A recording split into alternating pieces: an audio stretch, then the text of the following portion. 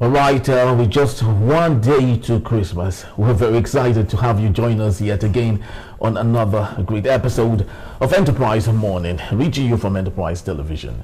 I am Henry Igwebike. And I'm Choma Okoye. All right, so like we often do, we are starting off with our newspaper headlines today to see all what we have from the desk, and right after that will be a main conversation also. But please do well to be part of our community. You can always find and reach us at enterprisetvnews.com.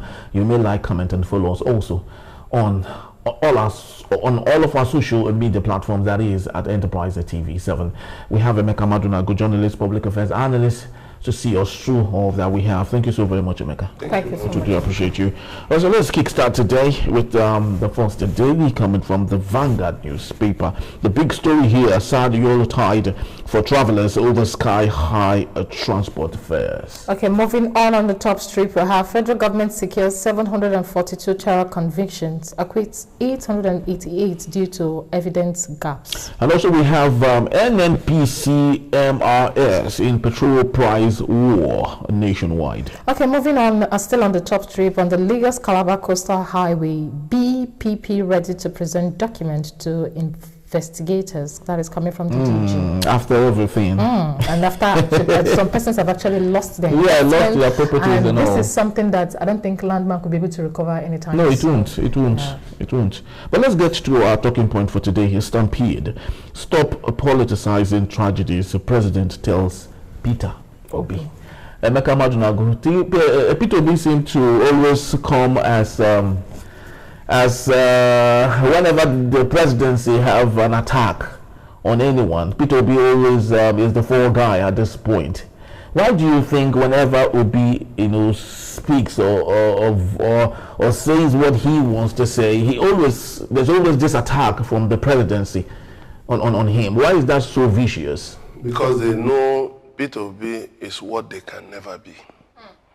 It's as simple as ABC. I mean, just like comparing light and darkness. They cannot espouse the values that Peter Obi does. They cannot aspire to the kinds of principles that he upholds. And so that is why they would say he's politicizing tragedies. And when he has told you people that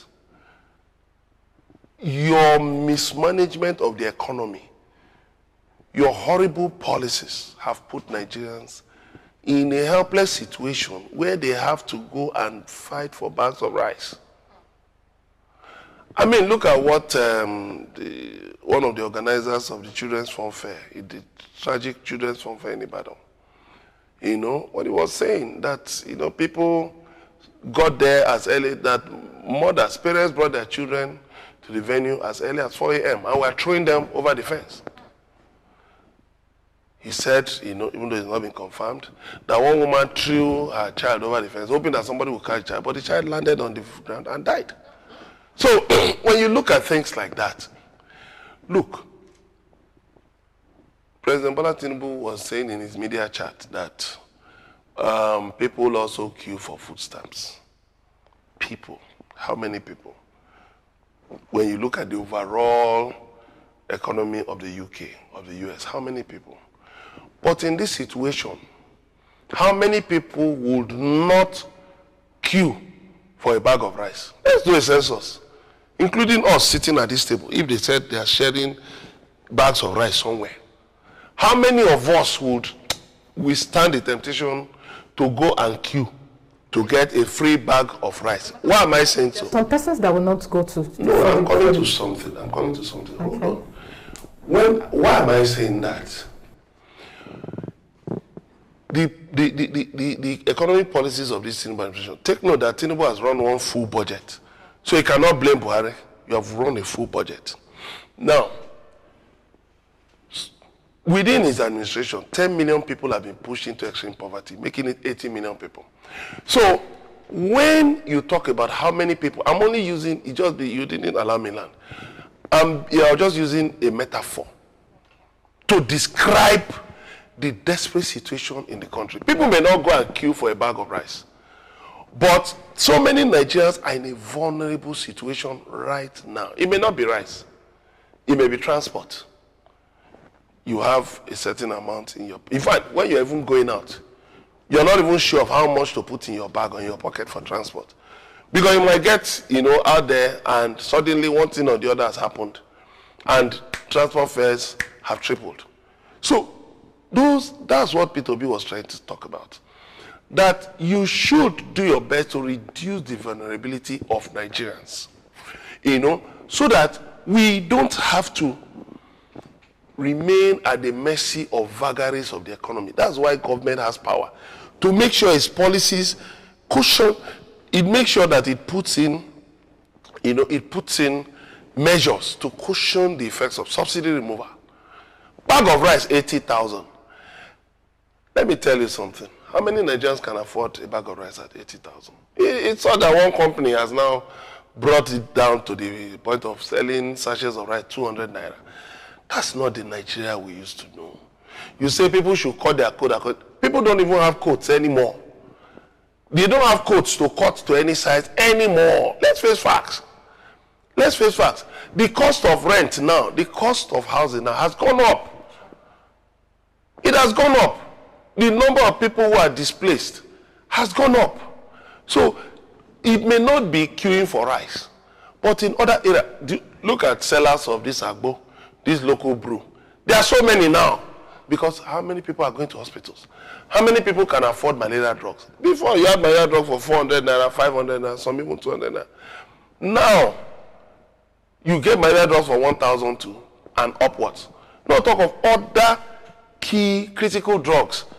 I want to ask you a question now. Looking at the presidency, most times always defending themselves and most times answering, aside from P2B, some Nigerians that would actually get to poke and punch on places they are not performing. Can we say the governments have and understand communication in the sense where they need to sit down, listen, and maybe invite these individuals, have a conversation and ask questions on how best to lead? If that was actually brought up, let me use P2B for example. Do you think P2B would extend a hand and come up to want to actually maybe educate them and tell them how they could actually implement one or two policies for the betterment of Nigeria? Yeah, thank you. There's nothing more P2B has to tell them other than the things he has said in his statements. His manifesto is available for them to go and look at. P2B said one key thing. We know they give shishi. That means we will not pay for things that people should, out of a sense of patriotism, what they should do out of a sense of patriotism. He said it clearly. If you apply prudence, the president will not be talking of buying a used jet for 15 billion naira. He will not be talking of buying a Chairman Escalade official vehicle for 1 billion. He will not be talking of renovating his deputy residence for 15 billion in Abuja. Then another is 5 billion in Lagos. Then the cars he bought for his wife and that. He will not do that. Let us start from the things we can see. But they believe that, you see, we are being envious. And I wonder, why would I envy you in government? I don't want to be. No. I don't even, that's one thing I don't even look forward to, being in government. Because let me tell you something. You can come up with policies out of a best intention. And certain things will just upend everything. Did any of us know that COVID was going to come? Did anybody see COVID coming? All over the world, governments made budgets in 2020 and COVID just wrecked everything. So what I'm trying to say is that when criticism comes, they should take it in good faith and go and work on it. But trying to fight back in the way, but that is the level that Baron Onuga, who is the spokesperson to the president, that's the level the people who speak for him, that's the level they understand, fighting back. So there's no point, wasting time on their, thank you so much, on what they cannot rise above. All right, let's get to the punch today. And we have the big story, no regrets, removing subsidy, tax reform will go ahead, and that's coming from Tinubu. On the top strip, you have federal government rolls out 708 vehicles today, halves fares. Details are on page 21. Okay, we equally have NCDC activates emergency centers as Lassa fever surges. Okay, moving on. This is our topic of discussion without wasting much time. Labour faults new price, demands further reduction. And the writer to that story says, high fuel prices, major contribution to hardship, says NLC. Emeka Madnago, at this point, if NLC is coming out to say this, saying that this is the major cause for hardship, can we say the NLC is already warming up maybe to another strike, or maybe trying to bring about another reform when it comes to fuel subsidy? When it comes to strikes, NLC has really tried, has led workers on strike. But is the government ready to listen? You have people in power who are not ready to listen. People who have told you that if you criticize them, they will use the police to arrest you. And I tell them, I tell them that it will not make things better for them. Because he's a lazy farmer who quarrels with his tools. A serious, conscientious farmer does what he has to do. He will learn. But when you have to use the police who are idle anyway, who cannot tackle kidnappers, who cannot tackle the serious problems in society, what they are more interested in is picking people for criticizing the gods and goddesses, that they have now turned mere mortals in government into. I wish them all the best. We've seen these things now under Buhari as Ministry Head of State. What happened? Babangida came in and you saw what happened. So let them continue. A new day will come when we will see the back of all this. But straight to your question, the thing is this, even at 935, that's not a reduction. Dangote was not being magnanimous enough by talking of 935. Or NNPC, what was that figure they brought? They are not being magnanimous enough.